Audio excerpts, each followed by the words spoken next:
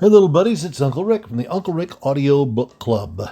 This week's podcast comes from Cowboys and Cattle Trails, a book about the days of the old cattle business in the West. Let's see, who's it written by? Shannon Garst and Warren Garst, and published 1948. So it's not as old as some of my books, but it's way older than I am. And this is called Midnight on the Range.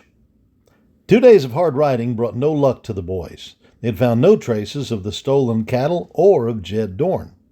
Tired and hungry, they made camp near a small stream at the foot of a low hill. They didn't build a fire to cook supper. If the rustler was near, he might see the smoke. The boys were taking no chances. They ate another cold meal of cornbread and meat, sharing their food with Toby. "Maybe tomorrow we have luck," said Lopez. "If no, maybe better tell boss. Buffalo hunter get far away." John nodded. "I've been thinking about that, too. If Jed is hiding out somewhere, then we are all right. But if he's driving the herd up the trail, he already has a good start." John tossed a piece of meat to Toby and went on talking. "I'd like to handle this by ourselves, but I don't want to lose the cattle. After all, they belong to our boss. I guess we'll have to tell him." "What you think he do?" questioned Lopez. "He'll hit the trail with all his cowboys. I'm sure they'll find the cattle and catch Jed Dorn, too." "That I like to see," Lopez grinned. "Where you go?" he asked as John started walking from camp. "I want to look around a little while it's still night," John answered. "Come on, Toby." At the mention of his name, Toby opened his eyes and quickly closed them again. 2 days on the trail had given him all the chasing and running he wanted for a long time. For once, he did not dash after his young master. "Toby tired like me," said Lopez. John laughed and walked on alone. He followed the stream as it wound its way around the foot of the hill. Not far from camp, the bank was covered with the hoof marks of cattle. More than likely, the cattle had come to the stream for water and then had gone on to graze. The earth was damp, showing that the cattle had been here not too long ago. Carefully, John looked over the signs. "Say, what's this?" he exclaimed. Cut into the bank was the mark of a horseshoe. So, the cattle had not come to the creek by themselves. They were being driven by someone. John's heart pounded. He dropped to his knees and crawled along as he studied the ground. He was sure that at last he was on the trail of the stolen cattle. Better yet, he could find the hoof marks of only one horse. "It's Jed's trail, all right," he said, jumping to his feet. "I must try to find where he's camped tonight." John half walked, half ran up the hill. At the top, he looked all around. About a mile to the north was a mesquite grove. John knew the place. During the cow hunt, he had helped drive a herd of wild cattle from the brush there. Evidently, the Bar XL cowboys weren't the only ones who knew the place. A thin curl of smoke rose from the center of the grove. The smoke was a dead giveaway that someone had camped there. John felt his blood run cold. "It's Jed," he whispered the words. "I know it's Jed." John hurried back to Lopez. "We're in luck," he said. "I found Jed's camp." Lopez threw up his hands. "You say that luck?" "You bet I do," John grinned. "Don't you?" Lopez shook his head. "You aren't going to let me down, are you?"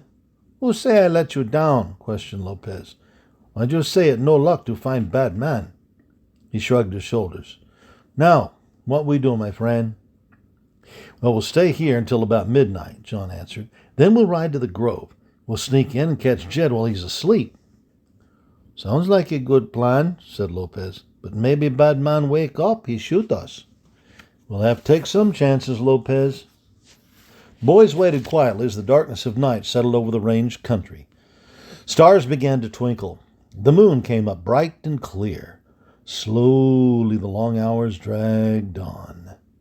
Shortly before midnight, John said, "Come on, Lopez, let's go." He patted Toby's head. "You can't go this time, old fellow. Wait here for us." Without a word, the boys mounted their horses and headed for the grove. They rode slowly. They didn't want to make too much noise. Near the grove, they reined in their horses and slipped to the ground. "We'll need plenty of rope," John whispered. "Take your lasso. I'll take mine, too." Quiet as shadows, the boys moved into the grove. They inched their way along. They dared not move faster. A broken branch would pop like a pistol shot. All around in the moonlight they could see the dark forms of sleeping cattle. Ahead, there was a place where the ground was clear to the brush, and in the cleared spot John saw the figure of a man asleep on the ground. John nudged Lopez and pointed. "It's Jed." "For certain," Lopez whispered in reply. "I know loud snore he make." "You grab his left hand," John whispered. "I'll grab his right one. Then before he knows what's happened, we'll tie his hands back of him." Lopez nodded. "I have rope ready." They edged forward. Just as they reached the clearing, Jed rolled over and groaned. The boys froze in their tracks. They didn't move until Jed was snoring again. Then, once more, they edged forward. Quiet as cats, they slipped up on Jed. When they were standing over him, each grabbed a hand. Jed struggled to his feet, but before he could gather his wits, his hands were tied behind his back. He let out a roar that sent the cattle crashing through the brush. "Say, what do you kids think you're doing?" Jed demanded. "We're asking the questions, not you," John replied. He jerked the six-shooter from Jed's belt. "Here, Lopez, keep him covered while I look around." "This I like." Lopez took the gun. "I'll get you two sneaking kids for this," Jed snarled. "I'll get even with you." "Stand still," Lopez warned. Now Jed changed his tune. "Why do you do this to me? I have nothing to you boys." "Nothing but run off with our cattle," John called. "Look," he poked at the dead campfire with the toe of his boot. "Your branding iron's still in the ashes. You've been working over our brands." "Everybody does that," Jed declared. "If you was smart, you would too." John hurried back to face the rustler. "Some men brand mavericks," he said. "Maybe that's all right. But you weren't branding mavericks, Jed Dorn, and you know it." Maybe I was careless," Jed admitted. "But I'll make a deal with you. Let me go, and I'll pay you plenty." "Nothing doing. We're taking you back to our cabin. And when the boss comes out with supplies, we're turning you over to him." "You'll be sorry. I'll get even with you sneaking kids if it's the last thing I do." "Your threats don't scare me," John replied. "And another thing, Jed Dorn, you ought to be glad we are kids. We're going to give you a break. We're not going to hang you with your own long rope. We're going to let the law take care of you." Jed snorted. Lopez stepped closer to Jed. "You still say we kids?" he questioned. John slapped the Mexican boy on the shoulder. "I'll get his horse and branding irons," he said. "Then we'll head for our camp. I wouldn't spend the night in this rustler's hole for all the cows in Texas." "Or in Mexico," Lopez laughed softly. The boys took their prisoner back to camp. At first, Jed ordered them to let him go. Then he begged to be set free. Neither John nor Lopez answered him, but Toby growled every time Jed raised his voice. "We'll have to watch Jed like hawks," John said to Lopez. "One of us must stay with him all the time." "For certain," Lopez said. "We'll take turns at guard duty. I'll take the first stretch." "Good," Lopez yawned. He glanced at Jed lying on the ground a few feet away. "I no sleep near cow stealer. I sleep over there." "All right," John chuckled. "I'll call you in 2 hours."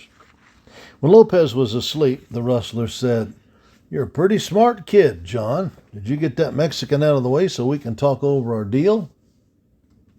For a second, John was so angry that he could not speak. Then he said, "I'll make no deal with you, Jed Dorn.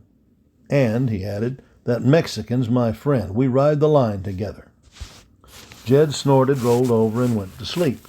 When he awakened, it was almost daylight. Lopez was on guard duty. "You wake up," Lopez called to John. "Good," John laughed. "Now you can have someone to talk to while Toby and I round up the herd. I want to be sure that the cattle are on our range before we start back to the cabin." "I round up cows," said Lopez. "We drew lots, remember? I won." John grinned, mounting his horse. He called to his dog and raced from camp. John found the herd grazing near the mesquite grove. Slowly he circled the cattle. He rode close enough to see their brands. Jed had done a clever job in working over the Bar XL brands, but it was easy to spot the ones he had changed. The deep burns of the worked-over brands were still fresh. When the burns healed, it would be hard to tell the brands had ever been changed. "The cattle are all right," John said to himself. "They'll stay on our range." Just then, from camp came the bark of a pistol. John gave his horse the spurs. "What's the matter?" he shouted, riding into camp at full gallop. "He tried to escape," Lopez waved his gun toward Jed. I shoot in sky one time. He changed mind. Jed, John said quietly, we're taking you to our line cabin. It's a long ride. I hope you make it. The rustler sneered. What do you mean? Just this. Lopez and I are dead shots. The blunt warning must have given Jed plenty to think about during the ride to the cabin. He didn't try to escape. But then he really didn't have a chance. All the way, the boys kept their six-shooters ready. The day was a perfect one for a long ride. It was sunny and warm enough not to wear coats. Then sometime in the afternoon, a sudden gust of cold wind swept down from the north. John and Lopez looked at each other. In one voice they exclaimed, "A norther!" The gust of wind was the first sign of the coming storm. It began to blow harder. It began to turn cold. Clouds of sand whipped through the air. The sand cut John's face like so many sharp knives. Oh, Lopez wailed. Poor cows need us now. Let's get out of this, Jed roared. Let's make camp over there by that hill. The boys stared at the rustler. Who ever heard of a cowboy thinking of himself when his herd might be in danger? We're not making camp, said John. We're riding back to our cabin, even if it takes us all night. The little party pressed on, stopping only to rest the horses. Toby was left behind. Poor Toby, said Lopez. He get lost. Don't worry about that dog, laughed John. He no keep up with us. Maybe storm so bad he no find line cabin. Toby'll find our cabin all right, said John. Toby's a cow dog. Long after midnight, the boys and their prisoner reached the cabin. Never, the boys said, had the bare little shack been a more welcome sight. But they couldn't enjoy the warmth of their blazing fire. They kept thinking about the cattle on the range. Where'd they drifted? Would the cold wind bring snow and sleet? Jed laughed at the boys. The longer this storm lasts, the better it suits me, he said. Buffalo hunter, Lopez almost exploded in anger. Cow stealer. John laughed. Don't pay any attention to what he says. He make me mad, Lopez replied. He no care about cows in bad storm. Poor cows. As soon as it's light, I'm riding out to find our herd, said John. I go too, broke in Lopez. We tie Jed up real good. We use more rope. He no get away. John shook his head. You'll have to stay here. We can't leave Jed alone. Lopez sighed. I do like you say. Shortly before John left, Toby was scratching on the door of the cabin. Good boy! John hurried to the door. He opened it a crack, letting the dog in, along with a cloud of dust and sand. Bad storm, said Lopez. You stay, my friend. Maybe tomorrow's storm be gone. No, the norther'll be worse tomorrow, John replied. He put on his chaps and a heavy coat. The norther usually lasts 3 or 4 days. He pulled his hat down over his ears. Then he tied a red handkerchief over his mouth and nose. I'll try to get back tonight, he said, picking up a pair of woolen gloves. If I can't, I'll camp out on the range. Don't worry about me. Jed may try to make you think that something's happened to me, but you're to stay right here. Don't leave him alone for 1 minute. I stay, my friend. John opened the door and stepped outside. The howling wind almost blew him against the cabin. He hurried to the horse shed, his head bent against the force of the wind. As he slipped his saddle on his cow pony, he said, I hate to take you out in this weather, but we must see that our cattle are all right. John rode to the south. He knew the cattle would drift with the storm. They would look for shelter in the draws and canyons. The dust in the air was so thick that John could see only a few yards ahead. But the wind was at his back, and that helped. The little pony made good time. After an hour's ride, John came to a wide, deep draw. He stopped on the edge and looked down. The bottom of the draw was filled with milling longhorns. John grinned. This was fine. He had hoped to find some of the cows here, safe from the storm. As long as the wind didn't bring snow or sleet, the cattle would be fine. He touched his horse lightly and rode on. He found the rest of the herd in other sheltered places on the range. Sure that the cattle were in no danger, he headed for the cabin. It was a real battle to get back to the line cabin. Horse and rider had to face the cold, biting wind. John leaned low in his saddle. With a gloved hand, he patted his horse's neck. Come on, he said gently. It's tough, but we can make it. The game little horse fought his way back over the long miles. It was almost dark, and it was getting colder every minute. John wanted to urge his horse to greater speed, but he didn't. He knew the horse was doing his very best against the norther. At last John saw a tiny speck of light. It was a candle burning in the window of the cabin. When they were close to the cabin, John heard the noise of a fight going on inside. Lopez and Jed were shouting. Toby was barking. John reined in his horse and swung from the saddle. Gun in hand, he ran to the cabin. Passing the window, he caught a glimpse of Jed and Lopez rolling on the floor. Toby was barking and biting the man. John threw open the door. "Jed," he ordered, "reach for the sky." Jed turned around and looked. "Reach for the sky," John said again. "Be quick about it." Jed let go of Lopez and rose to his feet. He raised his hands high above his head. A broken rope still clung to one wrist. Keeping his six-shooter trained on the rustler, John kicked the door closed. He reached for a rope hanging on a peg and tossed it to Lopez. The Mexican boy caught the rope and scrambled to his feet. Quickly he tied Jed's arms together behind his back and then bound him to the post. "I tie him good," said Lopez. "He no get loose again." "How'd he get free?" asked John. "I go to sleep for 1 minute," Lopez answered in almost a whisper. "Toby bark. I wake up." "Yeah!" shouted Jed. "Hadn't been for that yapping dog, I'd have been out of here." "Good old Toby." John reached down and patted his dog's head. "Toby, big hero," praised Lopez. "Yes, sir," John agreed. "Toby is a hero, and so are you, Lopez. Believe me, you put up a good fight." "You no angry at me?" questioned the Mexican boy.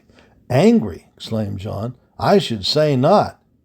You know," he grinned, "for a couple of kids, we're doing all right." And that's it for today, little buddies. Interesting story, yes?